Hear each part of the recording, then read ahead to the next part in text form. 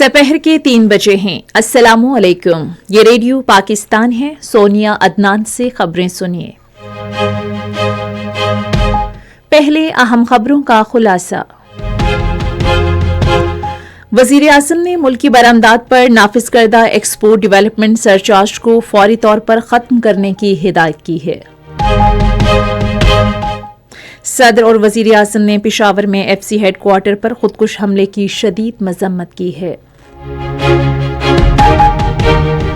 وزیر اعظم نے کہا ہے کہ ضمنی انتخابات میں پاکستان مسلم لیگ نون کی امیدواروں کی کامیابی حکومتی کارکردگی کا منہ بولتا ثبوت ہے۔ مذہبی امور اور بین المذاہب ہم آہنگی کے وزیر نے آج اسلام آباد میں پاکستان کے پہلے بین الاقوامی مقابلہ حسن کرت کا افتتاح کیا۔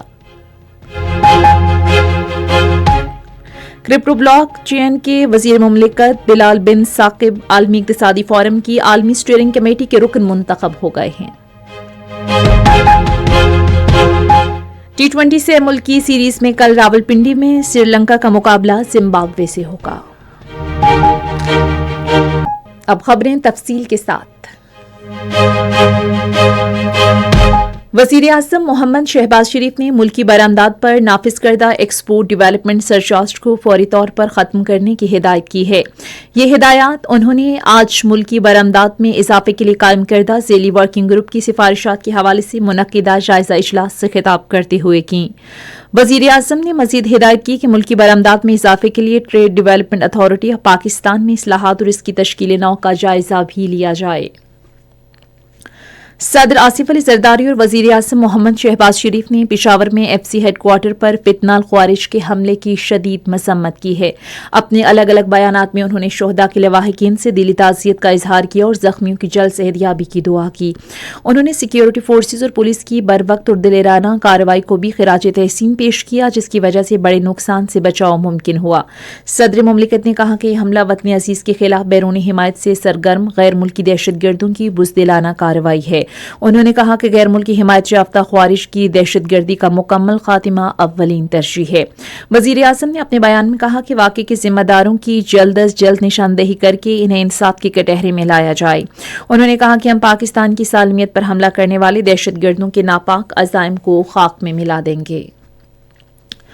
فیڈرل کانسٹیبلری نے آج صبح پشاور کے علاقے صدر میں اپنے ہیڈ کوارٹر پر خودکش حملہ ناکام بنا دیا۔ سی سی پی او پشاور میاں سعید کے مطابق فتنہ الخوارج کے 3 خودکش حملہ آوروں نے ایف سی ہیڈ کوارٹر پر حملہ کیا۔ انہوں نے کہا کہ ایک خودکش حملہ آور نے ہیڈ کوارٹر کے گیٹ پر خود کو دھماکے سے اڑا لیا۔ دوسرے خودکش بمبار نے عمارت کے دروازے پر موٹر سائیکل سٹینڈ پر دھماکہ کیا، جبکہ تیسرا ایف سی کے جوانوں کی جوابی کارروائی کے دوران مارا گیا۔ واقعے میں ایف سی کے 3 اہلکاروں نے بھی جام شہادت نوش کیا۔ 2 ایف سی اہلکاروں سمیت 5 افراد زخمی بھی ہوئے، جنہیں ہسپتال منتقل کر دیا گیا ہے۔ وزیر اعظم محمد شہباز شریف نے مسلم لیگ نون کے امیدواروں کو قومی اسمبلی اور پنجاب اسمبلی کے ضمنی انتخابات میں کامیابی پر مبارکباد دی ہے۔ ایک بیان میں شہباز شریف نے ان کی جیت کو مسلم لیگ نون کے قائد میاں محمد نواز شریف کے وژن اور ان کی بے مثال قیادت اور پارٹی کارکنوں کی محنت سے منسوب کیا ہے۔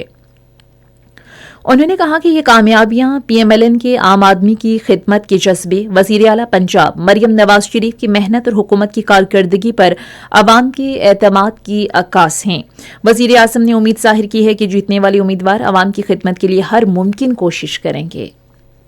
غیر حتمی غیر سرکاری نتائج کے مطابق مسلم لیگ نون کے جن امیدواروں نے کامیابی حاصل کی، ان میں ان 143 چیچا وطنی سے محمد طفیل جیٹ، ان 185 ڈیرہ غازی خان سے سردار محمود قادر خان لغاری، ان 129 لاہور سے حافظ محمد نعمان، پی پی 115 فیصل آباد سے محمد طاہر پرویز، پی پی 116 فیصل آباد سے احمد شہریار، پی پی 87 میاں والی سے علی حیدر نور نیازی اور پی پی 203 ساہیوال سے چودھری حنیف جٹ شامل ہیں۔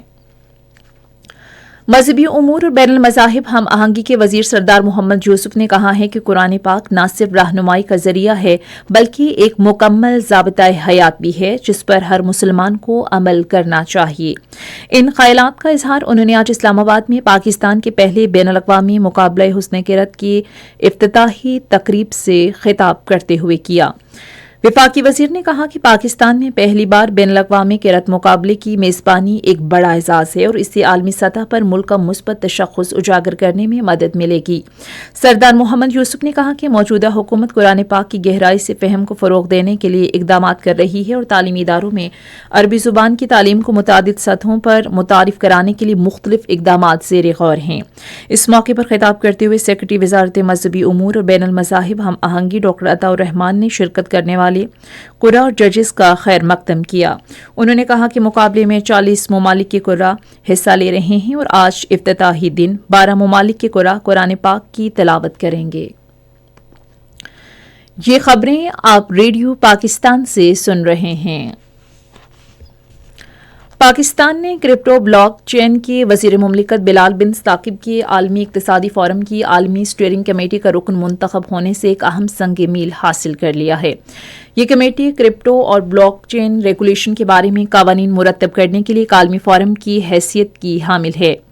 بلال بن ثاقب کا انتخاب اس بات کو ثابت کرتا ہے کہ پاکستان کی بڑھتی ہوئی عالمی شہرت کو بین الاقوامی طور پر تسلیم کیا گیا ہے اور عالمی فورمز میں ہماری ڈیجیٹل فائنینس پالیسی نمایاں ہے۔ وزارت اطلاعات کے سینئر افسر اشفاق احمد خلیل کو وفاقی سیکرٹری اطلاعات و نشریات تعینات کر دیا گیا ہے۔ وزیر اعظم محمد شہباز شریف کی منظوری کے بعد اس حوالے سے نوٹیفیکیشن جاری کر دیا گیا ہے۔ اشفاق احمد خلیل اسے قبل وزارت اطلاعات و نشریات میں بطور ایڈیشنل سیکرٹری فرائض انجام دے رہے تھے۔